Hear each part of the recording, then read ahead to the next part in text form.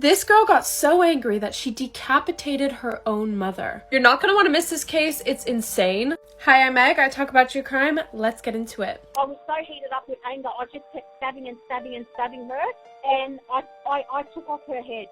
This all takes place in Australia in 2019. Rita Calamari was a woman who loved her kids with her whole heart. She was described as having a heart of gold, but one of her biggest difficulties in life was handling her daughter Jessica. Jessica was developmentally delayed.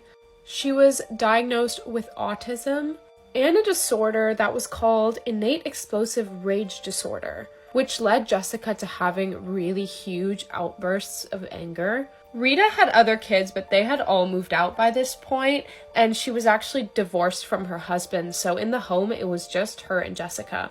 Rita was really determined to help Jessica get better and to just help her live a good life. I forgot to mention, Rita was 57 and her daughter Jessica was 25 in 2019 when this story happens. Jessica was known to fixate on things intensely. One of Jessica's main fixations were horror movies. She loved them. Texas Chainsaw Massacre was one of these films that she really loved, and she apparently would just watch the gory scenes on repeat. She wouldn't watch them though, like with a feeling of disgust. She seemed to watch them with a feeling of fascination. Another huge fixation that Jessica had was numbers. She would fixate on a certain set of numbers and jumble them around to create phone numbers. She would call these numbers over and over and over again. And when the person on the other end of the phone would get annoyed or talk back to her, she would threaten to cut their heads off. She was said to say really disturbing things to these strangers she had randomly called. Rita tried to get Jessica psychiatric help on many occasions.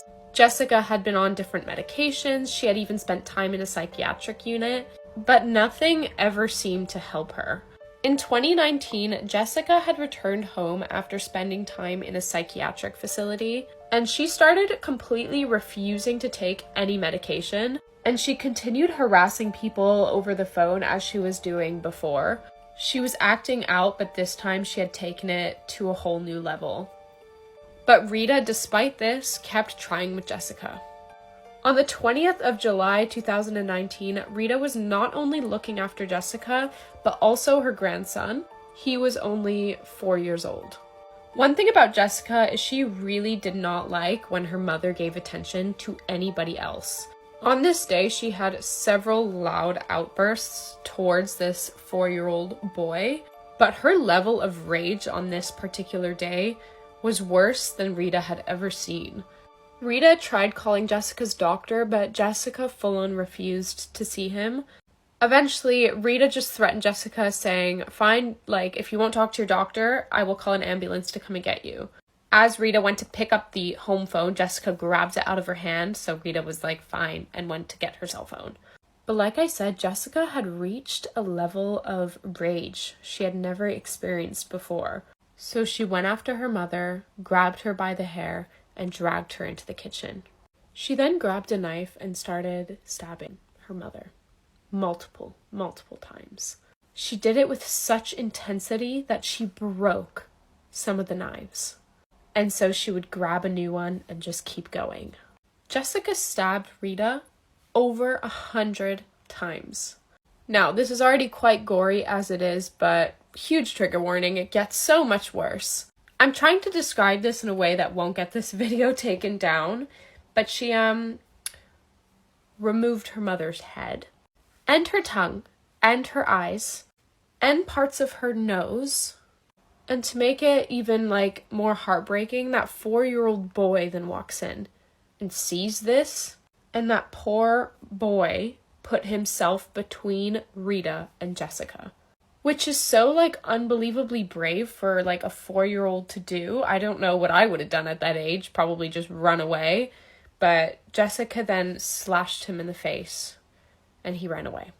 Jessica then took Rita's head and brought it outside. And then she went to the neighbor's house to call the police, and this is the strangest phone call I have ever heard. I'll let you listen. From police emergency, we just received a call from this number. Yes, I need you to get the ambulance and the police out here immediately. When things been going for months anyway.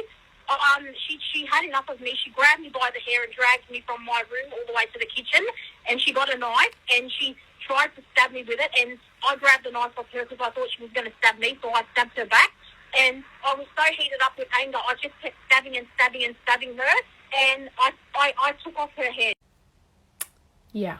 So that's the phone call. So she claims that her mother was the one attacking her, but the crime scene says otherwise. And the thing that makes this whole thing very strange is that in the phone call, she's basically saying that she's not really sure if her mom's alive or not, when, like, it's pretty obvious that she's not alive. I think that Jessica, she was very, very unwell, and that's what, like, caused this, obviously. Like, mentally, she was not okay, because I'm sorry, but there was no question on whether or not Rita was alive after this incident. Like, you heard me describe what she did to her. Despite all that, Jessica claimed that it was self-defense, and she also asked them if a doctor could reattach her mother's head. Just that comment in itself shows that she was clearly very unwell. Jessica was charged with manslaughter and given 21 years in prison. And I was a bit confused when I heard that as well, but she was given manslaughter because she was not mentally sound when she committed this murder. And something that's really bothered me about this whole case is that Jessica's in prison right now. She's not in a mental institution. And, like, yes, what she did was horrific and it's ruined a lot of people's lives, but she should be in a mental facility, not in a prison, in my personal opinion. The police on the case said that this was one of the most horrific crime scenes they had ever seen. If you're wondering about the boy, the 4-year-old boy who was there, he was taken to a hospital and he was as okay as he could have been considering the situation. He was slashed in the face, but he did survive. Like I said, Jessica was given 21 years in prison. I guess we'll see what happens after those 21 years, but hopefully she's not just released. Hopefully she gets a lot of help. I don't know about you, but 21 years does not feel like enough time, especially because she's not in a mental institution. That's just, like, really concerning. I hope they don't just, like, let her out after 21 years. I can't imagine how Jessica's siblings are feeling. Like, she killed their mother and harmed their son/nephew. This case is just absolutely insane. I would love to hear what you guys think about it because I have no words. None. I've done a very October look today, haven't I? With the earrings. Sorry for missing a week. I have had a lot going on. I have done this case before, but TikTok removed it like soon after I posted it, so I don't know how many of you actually saw it. It is quite a unique one, to say the least, so I hope that you enjoyed this video. And let me know what case you want me to do next. See you in the next one. Bye! The Dumbest Ways to Die, Part 14. In 2019, Salman Mirza and his ex wanted to hook up, but they didn't have a condom, so they decided to use epoxy glue to seal it instead. His friends later found him unconscious and drove him to the hospital, where he died of multiple organ failures due to the faux condom. In 1982, an Arizona man named David Grundman died while shooting a 26-foot-tall saguaro cactus to try and knock it down. But a 500-pound arm of the cactus fell on him, crushing him to death. In 2001, a man from Utah had been driving a van full of friends on a mountain when his brakes suddenly failed. But rather than trying to save them, he tried to save himself by jumping out of the car to his death, while all of his friends ended up surviving. In 2001, a Florida man was shot dead while testing out a bulletproof potion that he received from a witch doctor. After applying the potion for 2 weeks, he asked a friend to shoot him so that he could finally test it out. Turns out the potion was just cherry Kool-Aid, and the man died instantly. This social media influencer was murdered by her husband, and it's the perfect example of why you should not believe everything you see on social media. Alexis Sharkey was born in Pennsylvania. She was described as one of those people that just literally lit up the room when she walked in. She was kind, she was smart, she was funny, and she just wanted to see other people smile. As you can see, Alexis was incredibly beautiful, so it's not surprising that she built a following on social media. Alexis would eventually meet and marry a man named Tom Sharkey.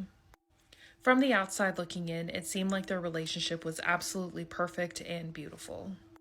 Alexis would often share photos of their adventures together, and they just seemed to be very much in love and like they had the perfect life. But on a girls' weekend getaway trip, Alexis started opening up to her friends, saying that she was actually scared of Tom. She started telling them that she was the victim of DV and that Tom was very violent with her. And things would get even worse from here. On November 22nd of 2020, Alexis shared some photos to social media, and this was the last time she would ever post. On the 25th, Alexis called her mother and they started making plans for their Christmas trip. That would be the last time that Alexis would speak with anybody outside of Tom. November 26th of 2020 was Thanksgiving. Tom says that he and Alexis had Thanksgiving lunch together, and that was one of the last times that he saw her. By November 27th, Tom was reaching out to friends and family asking if anyone had seen Alexis because he hadn't. Tom would go on to tell police that Alexis had been intoxicated and he had asked her not to leave, but she did anyway, and then he didn't see her again. And on November 28th of 2020, there was a body found pretty close to the apartments that Tom and Alexis lived in. The body that was found was completely nude, and police believe that this body was dumped in the location because the bottom of her feet were completely clean. So it's not like she walked there. Tom would go to the coroner's office later in that day and identify his wife. It was, in fact, Alexis. And at first it seemed like maybe Tom was just a grieving husband, but soon his behavior changed dramatically. Instead of helping Alexis's family plan for her funeral, he refused to help at all. In fact, it got to the point where he was taken off as next of kin, and Alexis's mother was actually put on as next of kin. I'll get into more in part 2. Give me a couple of minutes to film it and get it up. It'll be down in the comments. Unit 731 conducted a series of experiments aimed at understanding the effects of blood loss on the human body. These experiments, devoid of any ethical considerations, resulted in the systematic torture and death of numerous individuals. Victims had significant quantities of blood drained from their bodies, a process carried out in regular intervals. Some accounts suggest that at least half a liter of blood was drawn at 2 to 3 day intervals.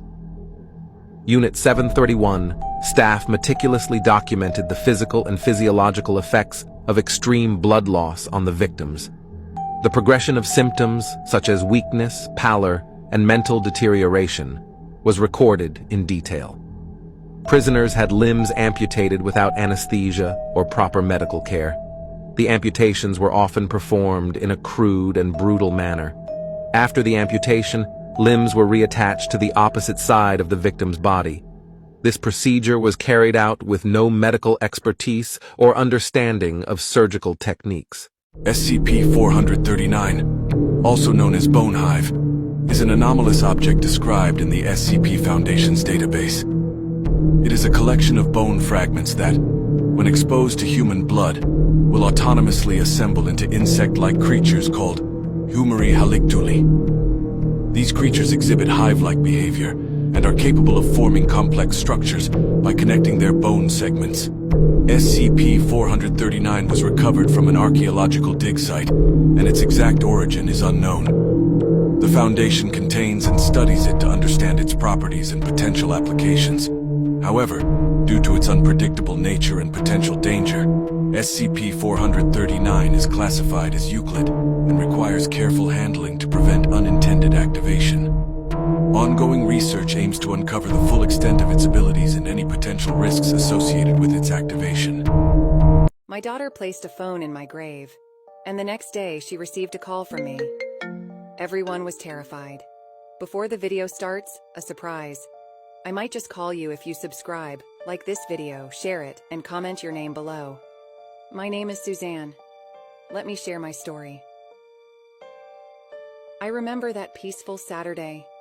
The sun was shining outside, but indoors, there was a heavy, silent atmosphere. That day, I had complained of a slight headache before taking a nap, thinking it was just fatigue. But it was more sinister. An undiagnosed brain aneurysm ruptured, ending my life unexpectedly in my sleep. My little Lola walked into my room, hoping to see my usual smile. But that day, I didn't wake up. In a panic, tears streaming, she ran out to get help. Aunt Sarah rushed over, but it was already too late. I had passed away in my sleep. At my funeral, the pain in Lola's eyes was heart-wrenching. She leaned in, slitting my phone next to me, whispering, "Mom, if there's ever a chance, use this to talk to me." No one understood her gesture, but they were all taken aback when her phone rang the following day. And on the other end, it was my voice. Everyone was baffled, wondering how this could be possible. To be continued in part 2. Stay tuned for the continuation of this chilling tale. How many veterans have killed themselves since 9/11? Up to, well, again, the numbers can be quite skewed. I've heard anywhere from 65 to 140,000. In the same amount of time, we've had roughly 6,000 deaths by killed in action. So the enemy, as you can see, they're not touching American warfighters. American warfighters are taking themselves out. They actually made a propaganda video about that. Did they? I saw it. Yep. Came out probably 7-8 years ago. They talk about it. I know you're the interviewer, but how does that make you feel when you learn that statistic? A death march refers to the forced movement of prisoners of war, captives, or deportees, during which individuals are deliberately left to die along the way.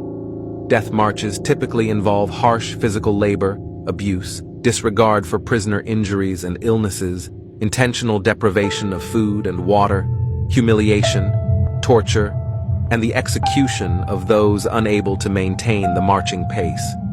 These marches may conclude at a prisoner of war camp or internment camp, or they may persist until all prisoners have perished. Prisoners were subjected to beatings, whippings, and other forms of physical abuse by their captors for falling behind. Captors intentionally withheld food and water from prisoners. Prisoners were subjected to degrading and humiliating treatment. This could include forced nudity, public humiliation, and verbal abuse, all of which were meant to break their spirits.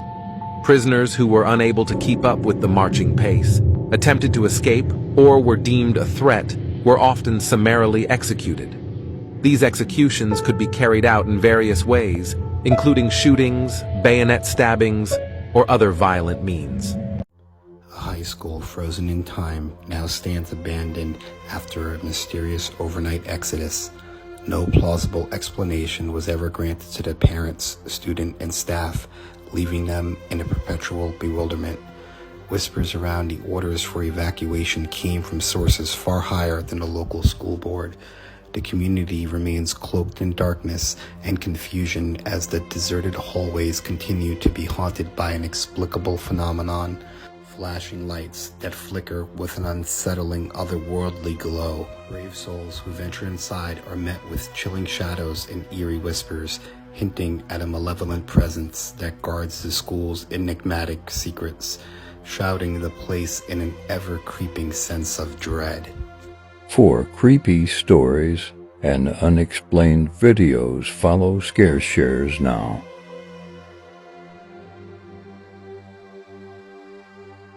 Here is part 2 to the case of Alexis Sharkey. Tom was doing interviews after his wife's body was found, and he was telling people that Alexis was in fact not happy. He would tell them that he was actually the one building her up and trying to put her back together again, but overall she just wasn't as happy as she portrayed on social media. On December 19th, Alexis was laid to rest, and Tom had fled Texas. This all happened in Houston. He fled Texas and went to Florida to go live with a relative. The funeral was held in secret so that Tom wouldn't find out about it. It was after Alexis's funeral that the coroner came out with her cause of death, and it was in fact a homicide. Alexis had been strangled. Police were trying to get in touch with Tom, and he was not an easy man to track down. They were unable to talk to him, but finally in August of 2021, they were able to talk to him, and he said he would come in and give them a DNA sample. But funnily enough, he never showed up. In September of 2021, they finally got a warrant for his arrest, and they tried looking for him. Police said that Tom was the only one with the means, motive, and opportunity to take Alexis's life. But Tom went into hiding and police were not able to find him. On October 5th, police were finally able to track Tom down to his daughter's house in Fort Myers, Florida. But Tom found out that he was about to be arrested, so on October 6th, early in the morning, Tom took his own life. Tom had been uncooperative and unwilling to talk to police during their entire investigation, and with the history of DV between Alexis and Tom, it's safe to assume that we all know what happened here. If you are in a situation like this, please do everything you can to get out with your life. You are worth so much more than what these people make you feel like. And remember, all of this is alleged. Tom was never found guilty in a court of law, but assume what you will about this. Let me know your thoughts down in the comments and follow for more true crime. Here's how they made the razor box from Saw 2. The way that the trap works is you have this woman and she's trying to get the antidote from inside the box. And she thinks the easiest way to do this is to stick her hands through these holes right here. But she doesn't realize that there are razor blades that once she puts her arm through, the only way that she can get her arm out is by pulling it down, and it's just cutting into her skin, leaving both of her wrists trapped in the box bleeding. From the special effects side, this is pretty simple. Obviously, the razors are not real razors. The actress is just pulling her wrists down against a rubber piece. However, they did actually have the issue of how is she going to actually pull her wrists out of the box. The props department came up with this clever contraption. You see they have these little cups down here that they can actually push up into the box. Pushing this cup up makes all of the razors sit against the sides and she can freely pull her wrist back down. Also, once they started pumping in the fake blood, they realized that it left this really cool red sheen across the actress's face. This was not pre-planned, they just realized it as they were building the trap, and it just made for really iconic shots in this movie. World War III has officially begun. I cannot believe I'm reading this. I really can't. So, in breaking news this morning, Hamas has invaded Israel, with several cities already being taken and tons of casualties on the ground, with these people now targeting women, children, babies. I mean, it is awful. I mean, what is going on in the world at the moment? Do we want to live in a world where our streets just look like this? Like, this is just a normalised thing now, it's just shocking. So we've got this now happening, which is of course not going to go anywhere good. Meanwhile, of course, we've still got the war going on in Ukraine, which now actually has the support and military aid from Kim Jong-un and North Korea, who, as I'm sure you know, has a lot of nukes and likes to flash them off. And on top of that, North Korea is also trying to threaten Japan still. This is not good. This is what the world is looking like now. This is what we're going to be bringing our kids into. But with all of this happening, it just sparks way more fears that World War III is coming. I don't know what's going to happen. Hit that follow button and I'll keep you updated. Unit 731 conducted a series of experiments in which prisoners were systematically deprived of food and water to ascertain the duration it took for them to succumb to starvation and dehydration. Throughout the experiment, staff meticulously monitored the physical and psychological deterioration of the victims. Detailed records were maintained, noting the progression of symptoms and the time it took for each individual to reach critical stages. Unit 731 also conducted experiments involving the use of hot fans to induce dehydration in prisoners. This method added an additional layer of torment to the already dire conditions faced by the victims. Victims experienced severe emaciation, weakness, and debilitation. Many subjects faced excruciating pain, hallucinations, and mental anguish. Death ultimately occurred due to the devastating effects of starvation and dehydration. This woman was found dead with her underwear around her ankles in Tofu, Mozambique in November 2016, and 7 years later, her father is still fighting for justice. 20-year-old Ellie Warren had gone out with her fellow classmates to celebrate the end of their marine biology program. But the next morning, fishermen discovered her body lying face down near some toilet stalls. She was in the prayer position and had cuts and bruises on her mouth and neck. Her romper was ripped open and her underwear was around her knees. Despite this, Mozambique police were oddly not concerned. 6 months after her death, police said that she had died from an overdose, but there were no substances found in her system. They also told her father that her death was not violent, but based on the description and crime scene photos, it clearly was. A forensic examination found sand in Ellie's lungs, indicating that she had inhaled it while choking to death. But the sand that was recovered from her lungs was golden colored, and the sand that she was found on near those bathroom stalls was black, suggesting that her body was moved after death. The Mozambique police seem very reluctant to investigate Ellie's case, and I know that the Australian Federal Police have gotten involved. I mean, for all we know, someone in the police could have done this, or at least be close to the person who did, and they're protecting them.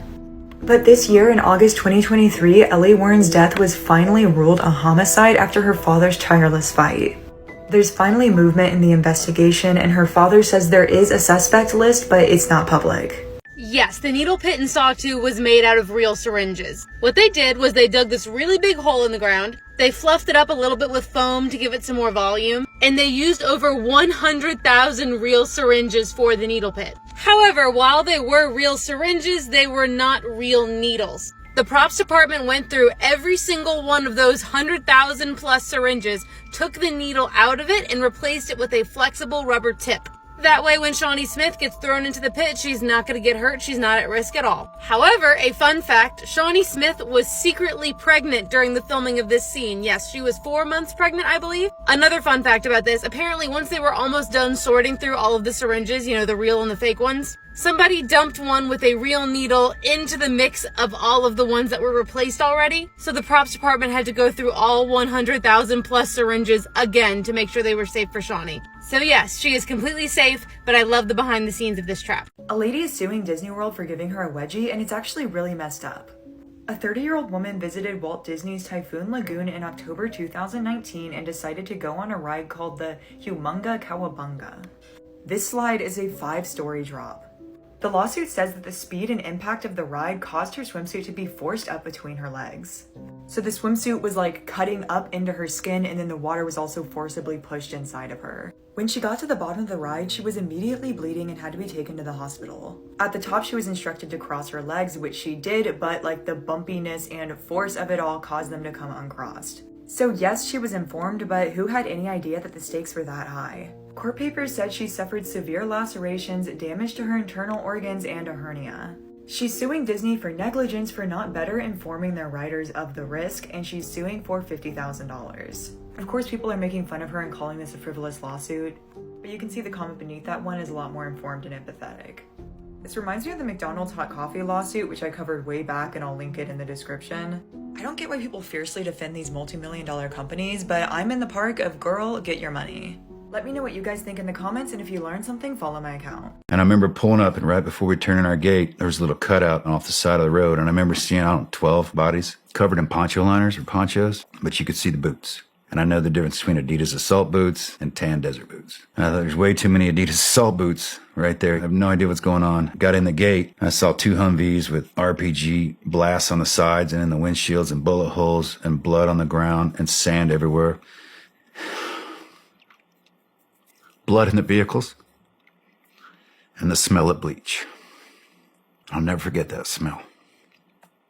I've smelled it, and it takes me right back in a second. And it's, they bring the vehicles back, throw sand to absorb the blood, throw bleach on it, and then load them back up. Yes, the actress is wearing a real reverse bear trap, meaning that it will really rip your jaw completely open if it's activated. The reason why the actress is wearing the real one is for one good reason. The first Saw film was incredibly low budget. They could only afford to make one. So they made this one. It's made of aluminum. It's very lightweight. And when it is hooked up to an air compressor, and when it's only hooked up to an air compressor, will it actually fully open. So for all of the scenes where Shawnee Smith is wearing the headpiece, it's not hooked to an air compressor. They obviously don't want to risk her like this. It's also worth mentioning that the way that it's staying on her head, it's not by the hooks that you see in the movie. In the movie, they imply that they have these big spikes that stick into her mouth. She's not wearing those. It's actually being held up by popsicle sticks that she's holding in her mouth that connect to that front piece right there. So it's also at a safe distance away from her face anyway. So yes, it is real. It could hurt you, but this actress was at absolutely no risk while they were filming. Any other behind the scenes traps y'all want to know about? We are scared to call out Chinese spies over fear of racism. Mitch McConnell, who's married to a Chinese woman, has a Chinese shipping company controlled by China. We have the Hunter Biden stuff. Yep. We have the politician that was sleeping with a Chinese spy. Swalwell. Yes. Was it a couple weeks ago we just found out 2 Chinese spies inside the U.S. Navy? I think one was working on a submarine, the other one, I can't remember. Nothing's being done. When you see what Xi says, Xi Jinping, the ruler of China, the dictator, he says, prepare for great hostilities. Not prepare for our peer competitor, that are our trade rival, all the rest. Kind of the Washington thinking of what China still is. Oh no, China is talking about preparing for full-on hostilities. Saw X comes out this week. I got to see the movie last week, so let's talk about it. No spoilers, obviously. Every single trap in this movie is incredibly good. The design team got very, very creative with the traps in this movie. I often pride myself in not really getting woozy during these movies at all, but there's one part in this movie that definitely got me a little bit. I was feeling a little lightheaded. I'll tell you what trap it was after the movie's been out for a while. But what really makes the movie for me, besides me being in it, the performances of Tobin Bell and Shawnee Smith as John Kramer and Amanda Young completely make the movie. This movie is so emotional, it has so much going on, it's probably the deepest of all of the Saw films. This is truly John Kramer's origin story. I remember turning to my friend when the movie was over and just saying, how this movie was, this is how I think about Saw in my head. When I describe Saw and what it means to me to other people, this is what I mean. It was so, so incredible, and I can't wait for you guys to see it. And then another RPG, and I remember looking up and seeing it hit the helicopter, tail of the helicopter. You saw it hit. Yeah, and it just started auto-rotating. I'm like, oh man. And it crashed a little bit northeast of us. Where's it at? Guide me to it. Get the convoy to go to it. The mission had just changed. Now we got to get to that helo. And every intersection is a hell of a just kind of wait and go. And I remember going past one. There weren't people at it, and I was kind of watching around the corner waiting for other people to cross. This donkey comes walking across the street, standing there like he's just chilling. And then we start taking fire, and I realize they're shooting from behind the donkey. You start seeing feet behind the donkey. You got to drop the donkey to drop the dudes. I remember shooting the donkey, and it took off. And then those dudes are standing there with their guns in their hands like, uh-oh, donkey's gone. I'm like, man, they'll do anything to get at us.